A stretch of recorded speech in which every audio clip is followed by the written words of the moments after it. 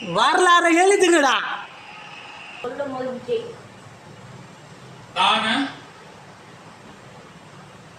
C Joseph Vijay எனும் நான்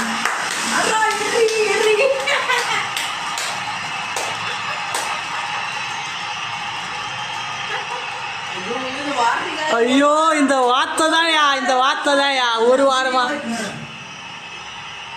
இந்திய அரசியல் அமைப்பின்பால் உண்மையான நம்பிக்கையும் மாறா பற்றும் கொண்டிருப்பேன் என்றும் இந்திய நாட்டின் ஒப்பில்லாத முழு முதல் ஆட்சியையும் ஒருமையையும் நிலை நிறுத்துவேன் என்றும் முதலமைச்சராக உண்மையாகவும் உளச்சான்றின் படியும் என் கடமைகளை நிறைவேற்றுவேன் என்றும் அரசியல் அமைப்பிற்கும் சட்டத்திற்கும் இணங்க அச்சமும் ஒருதலை சார்பும் இன்றி வெறுப்பை விலக்கி பலதரப்பட்ட மக்கள் அனைவருக்கும் நேர்மையானதை செய்வேன் என்றும் ஆண்டவன் மீது ஆணையிட்டு உறுதிமொழிகிறேன்.